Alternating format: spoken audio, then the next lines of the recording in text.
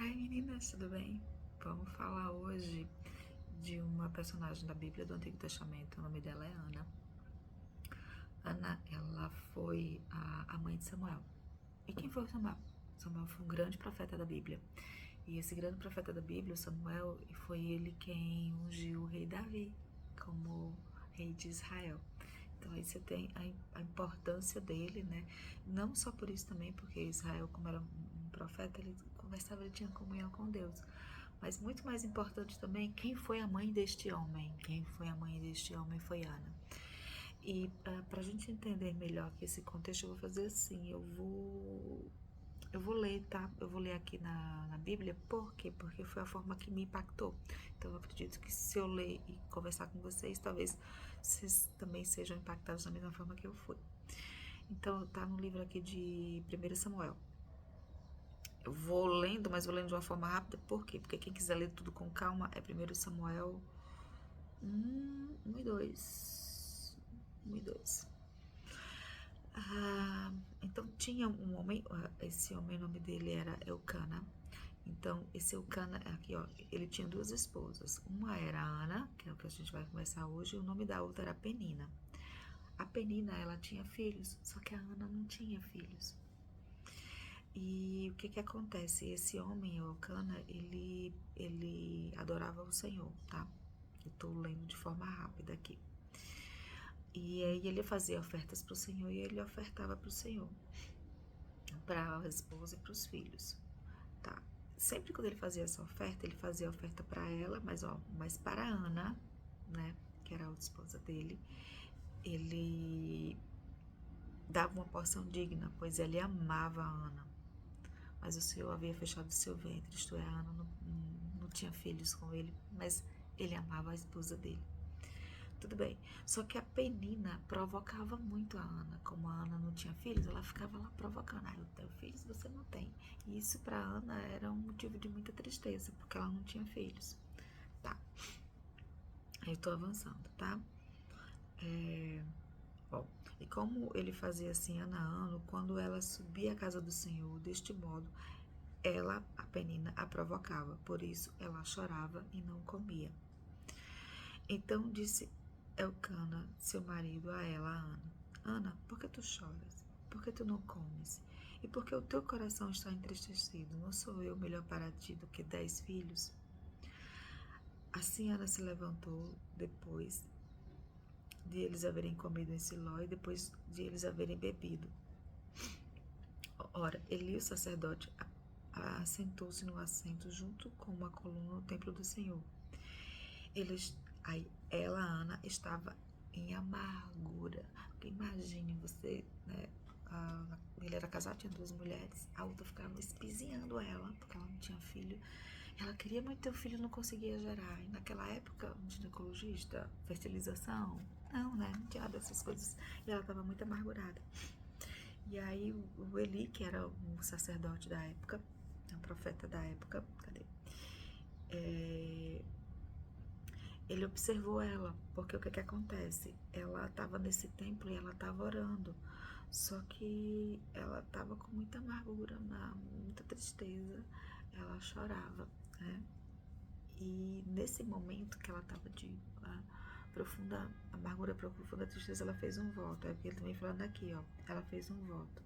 Ó Senhor dos Exércitos, se tu verdadeiramente atentares para a aflição da tua serva, e de mim te lembrares, e não te esqueceres da tua serva, mas desejares conceder à tua serva um menino. Ela pediu um menino. Então eu o darei ao Senhor todos os dias da sua vida, e nenhuma navalha virá sobre a sua cabeça. Então ela estava orando aqui para Deus, pedindo para ele um filho. Ela estava muito triste porque a outra ficava enchendo o saco dela. E ela estava orando com muita tristeza no coração, tá pedindo um menino. Ela foi específica na oração. E aí quando ela estava orando, ele estava observando ela, né? Porque ela estava orando muito fervorosamente. Só que a Ana, ela estava orando, estava aqui, olha. Ora, Ana falava em seu coração, somente os seus lábios se moviam, mas a sua voz não era ouvida. Por isso Eli olhou assim, achou estranho, pensou que ela tivesse ébria, né? Não tivesse nos seus sentidos ali, porque ela devia só estar gesticulando com a boca. E ele disse a ela: por quanto tempo ficarás ébria? Afasta de ti o vinho, porque ele achou que ela estava, né, embriagada. Aí ela respondeu para ele e disse: não, meu senhor, eu sou uma mulher de espírito pesaroso, não bebi nem vinho, nem bebida forte, mas tenho derramado a minha alma diante do Senhor. Sabe quando você está em desespero, você está em tristeza, você está em angústia, você derrama a sua alma ao Senhor. E onde ela estava lá, se derramando, se lamentando nos pés do Senhor e orando. Será que vocês viram assim, não? Em algum momento da vida de vocês, passando por algum momento de tristeza, de desespero, experimenta isso.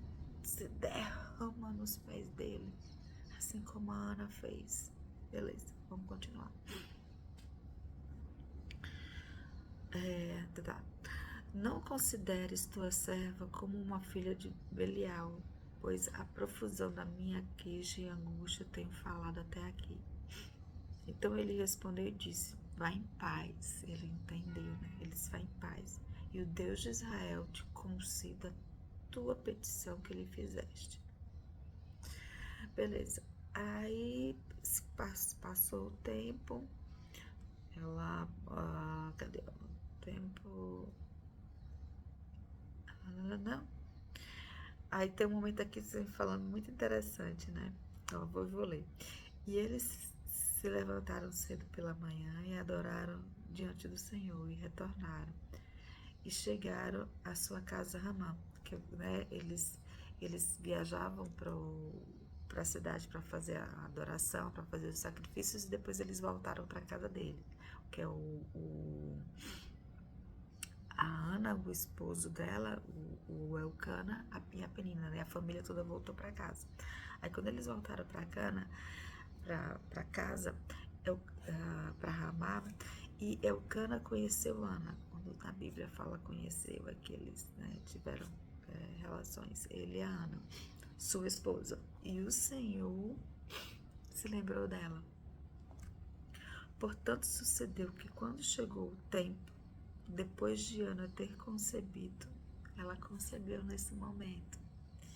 E aí, nesse momento que ela concebeu, ela deu à luz a um filho, a um menino.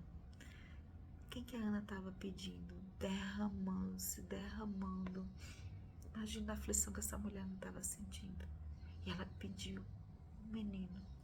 Mas na hora que ela pede esse menino ao Senhor, ela também fala: eu darei ao Senhor todos os dias, né? Darei esse menino ao Senhor. Então ela só pediu para ela gerar um filho, porque, vamos dizer assim, o ventre dela não gerava. E ela pediu: poxa, eu queria ter isso. O Senhor me concede isso, me concede um menino, mas esse menino eu entregarei ele para o Senhor. Era um costume da época, tá? Beleza. E ela teve um menino.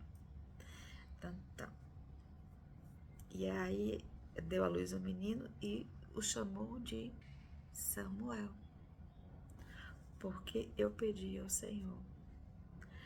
Então, o que foi interessante da Ana é que ela teve esse menino e ela entregou esse menino realmente ao Senhor. Depois que ela desmamou ele, que ele estava maiorzinho, ela entregou ele para o profeta, para esse menino ser criado. Cadê? Deixa eu ver onde é que tá aqui, ó. Senhor. Bom, por esta criança eu orei, na hora que ela estava entregando, por esta criança eu orei e o Senhor concedeu a minha petição, aquela eu te fiz. Portanto, eu também concedi ao Senhor, enquanto viver, ele será concedido ao Senhor. E ali ela adorou ao Senhor. Cadê o versículo que fala?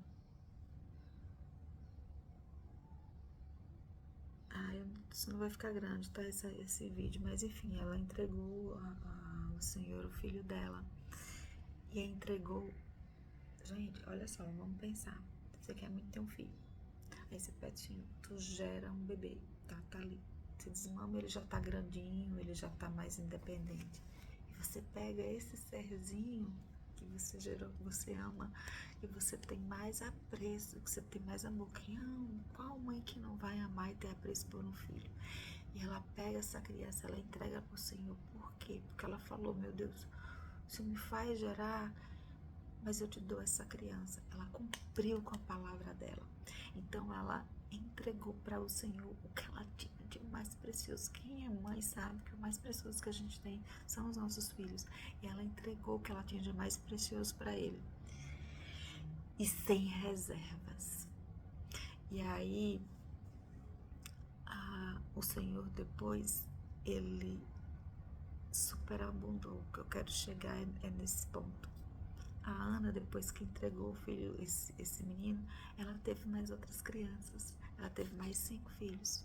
Acho que foi 5 ou 4, mais 4 filhos. Depois desse menino.